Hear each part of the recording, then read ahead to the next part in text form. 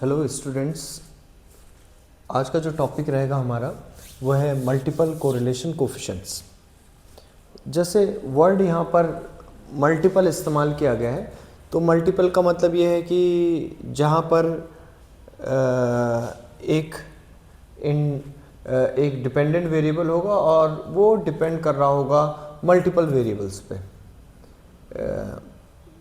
तो जिन पे डिपेंड कर रहा होगा, जैसे मैं यहाँ पे एग्जांपल देता हूँ।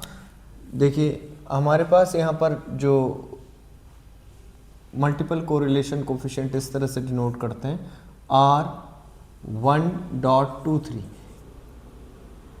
ये है, इसको हम मल्टीपल कोरिलेशन कोफिशिएंट कहते हैं। अब देखिए ये मल्टीपल कोरिलेशन कोफिशिएंट है, यहाँ पर ये वन वेरिएबल डिपेंड कर रहा है 2 और 3 पर। तो 2 और 3 जो वेरिएबल है यहाँ पे, ये जो दोनों के दोनों 2 और 3 किस तरह के वेरिएबल हैं, ये इंडिपेंडेंट वेरिएबल है।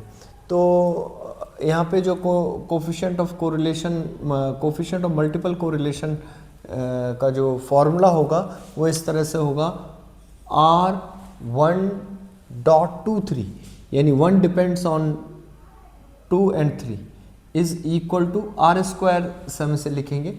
ये होगा, देखिए इसका लिखने का तरीका है R square 12 plus R square 13 minus R12 R13 R23। देखिए R12 R13 R23 upon 1 minus ये 23 R स्क्वायर 23।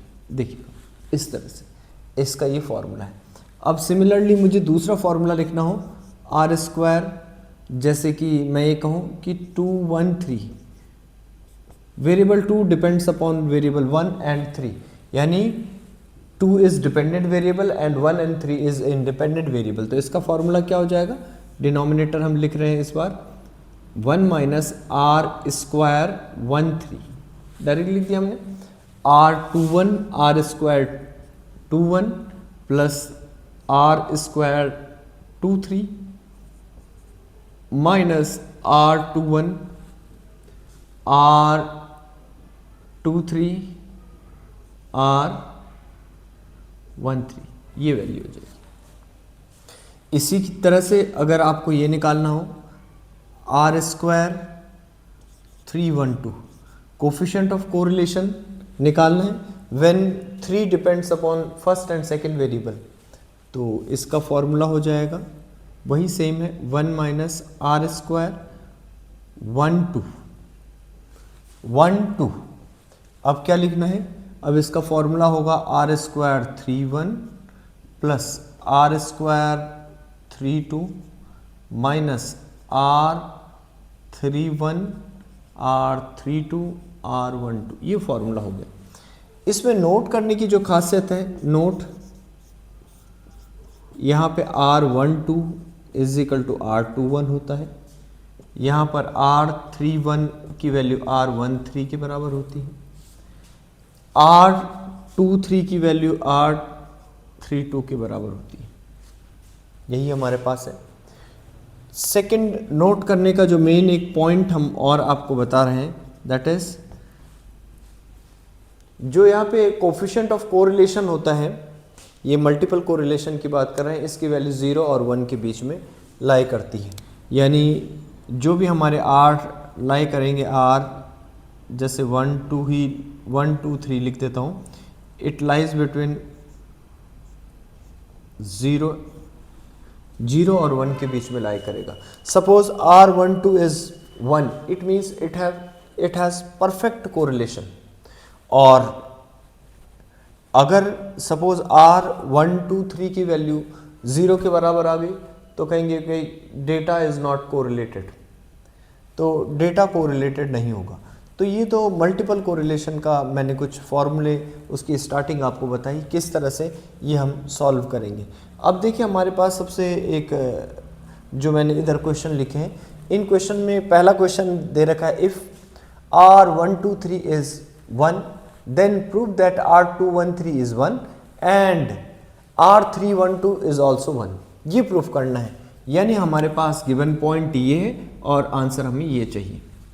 तो देखिए कैसे हम इसे सॉल्व करते हैं। ट्राई करते हैं इसे सॉल्व करने की।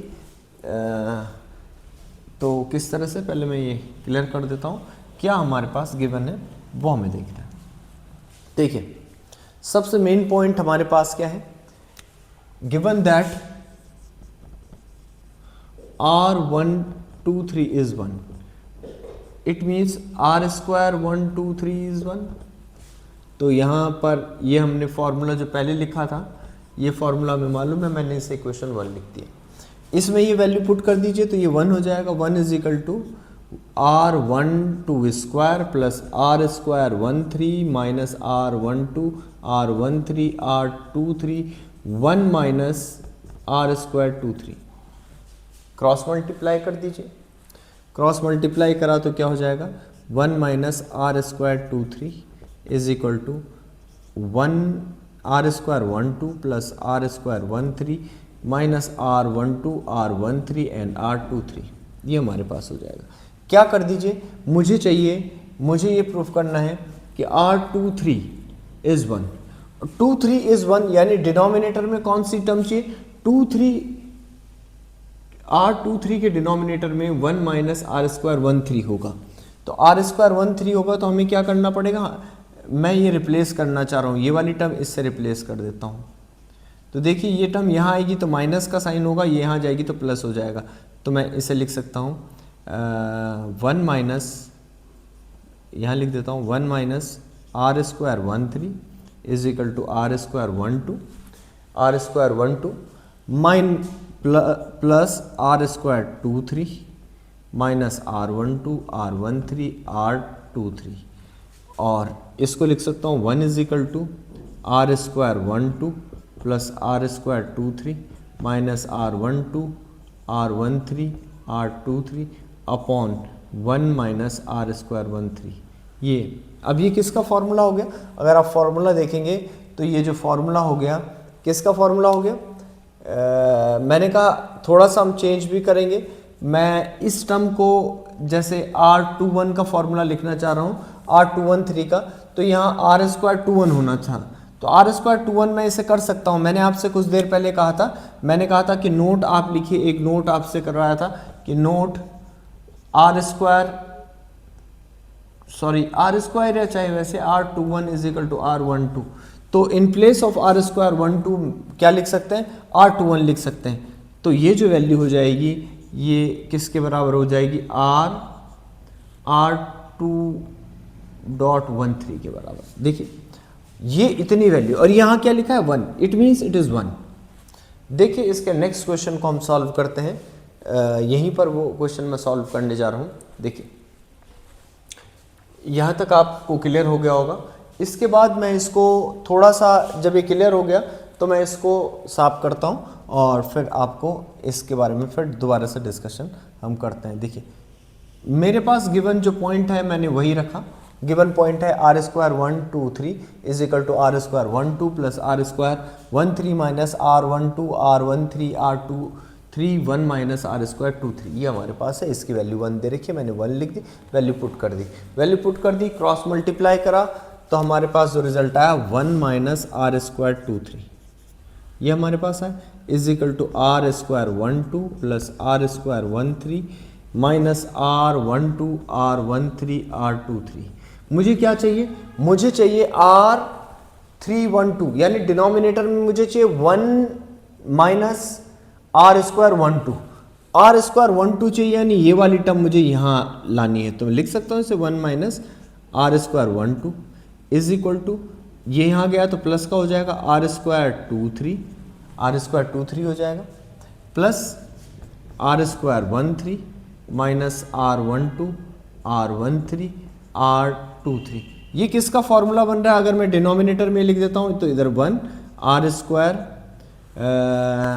मुझे किसका फॉर्मूला R32, तो R स्क्वायर 13 को मैंने आपसे पहले कर दिया था R13, यहाँ पर भी ये लिख सकते हैं R13 इज R31, तो मैं इसे 13 को 31 लिख देता हूँ, तो इसे लिख सकता हूँ R square 31 plus R square R23 को लिख सकता हूँ R32, तो मैं इसे लिख सकता हूँ R स्क्वायर 32 माइनस नेक्स्ट है R31, ऐसे चेंज कर दीजिए, R31 R32 और R12 upon 1 minus R square 12 और विच इज इक्वल टू, ये किसकी वैल्यू है, ये जो वैल्यू है आप देखिएगा R3.12 की, और इसकी वैल्यू कितनी है, ये 1। तो ये हमने प्रूफ कर दिया, ये इसका एक क्वेश्चन था। नेक्स्ट क्वेश्चन पे हम डिस्कशन करते हैं। नेक्स्ट जो मोस्ट इंपॉर्टेंट क्वेश्चन है, ये कह रहा है कि सपोज, अगला क्वेश्चन है, सब if R123 is 0, suppose it is 0, then prove that this is not equal to 0, ये 0 नहीं होगा, ये कह रहे हैं it is not necessary 0। Suppose it is 0, तो इट मीन्स अगर R1.23 यानी R ये वाला multiple correlation coefficient of 1 which depends upon 2 3 वो 0 के बराबर है, तो इसका मतलब ये 0 हो जाएगा, तो ये वाली साइड 0 होगी। यही फॉर्मूला हमारा चलेगा, 0 R12 square plus R square 13 minus R12 R13 R23 upon, मैंने इधर 0 रख दिया, 0 का स्क्वायर भी 0 ही होगा, 1 minus R square 23। Cross multiply कर दीजिए, क्रॉस मल्टीप्लाई किया तो ये जो टर्म आ जाएगी मेरे पास R square 12 plus R square 13 minus R12 R13 R23, ये मैं इक्वेशन 1 लिख देता हूँ। अब मेरे पास क्या है, इसे मुझे नॉट नेसेसरी 0 दिखाना है। R213 क्या वैल्यू होगी, मैंने आपसे पहले भी कहा 13 जहाँ लिखा है तो 1 माइनस R स्क्वायर 13 लिख देंगे। अब ऊपर की टर्म लिखेंगे R square 21 plus R square 23 minus R21 R23 R13, ये हमारे पास वैल्यू लिखी जाएगी। देखिए ये हमने गलत लिखा है, इज इक्वल टू 0 है। देखिएगा आपकी जो ये टर्म है, ये वाली टर्म मैं राइट हैंड साइड इधर ले आता हूँ, यानी मैं ये वाली टर्म, देखिए मैं कुछ चेंजेस भी इसमें करूँगा जो मैंने आपको बता दिया है। वो चेंज क्या बताए हैं, मैंने ये बताया है आपको कि मैं ये वाली टर्म दिस इज R12, तो इसे 21 लिख सकता हूँ, R13 तो वो तो चल जाएगा, R23 ये चल जाएगा, तो इस वाली टर्म की वैल्यू ये है, तो मैं ये वाली टर्म ऐसे लिख सकता हूँ R21, ये वाली टर्म लिख रहा हूँ मैं, R21 R13 R23 is equal to R12 square R square 13, इतना लिख सकता हूँ इस टर्म की जगह, इस वाली टर्म की जगह। तो ये लिखा मैंने, तो देखिए R213 is equal to 1 minus R square 13, ये लिख दिया। इतनी वाली टर्म की जगह मैं, ये देखिए सिमिलर टर्म्स यहाँ पर मिल रही है, तो इसकी जगह ये लिख दूँ, तो मैंने लिख दिया वो, तो मेरा क्या वैल्यू हो जाएगी, R square 21 plus R square 23 R square 23। यहाँ पर मैंने ये वैल्यू देखिए, इसकी ये वैल्यू है, या माइनस का साइन है तो minus R square 12 minus R square 13। देखिए 12 और 21 एक ही चीज़ है, कैंसिल आउट हो जाएगा, ये दोनों कैंसिल नहीं होंगे, तो जो फाइनल आंसर होगा R213 is equal to 1 minus R square 13 R square 23 minus R square 13। ये हमारा इसका सॉल्यूशन हो गया। ये 0 के बराबर तो नहीं लिख सकते इसे, it is not equal to 0, कुछ वैल्यू होगी, इट हैज़ सम वैल्यू, तो इसका ये हमने लिख दिया। अब हमारे पास दूसरा ये है कि कई बार कुछ क्वेश्चन ऐसे आ जाते हैं जहाँ पे हमारे पास वैल्यू दे रखी होती है, तो उसमें कुछ करना नहीं है। जैसे सपोज़ हमारे पास एक एग्जांपल आ जाता है और आप उसे सॉल्व कर लीजिएगा, मैं आपको सिर्फ बता देता हूँ। जैसे वो पूछता है कि find multiple correlation coefficient of 1 which depends upon 2 3 if R12 इन दोनों के बीच जो कोरिलेशन है वो 0.4 है, R13 का जो कोरिलेशन है वो 0.6 है, R23 का कोरिलेशन जो है वो 5 है, तो ये पूछ रहा है 0.5 है, तो ये पूछ रहा है फाइंड R स्क्वायर 1.23।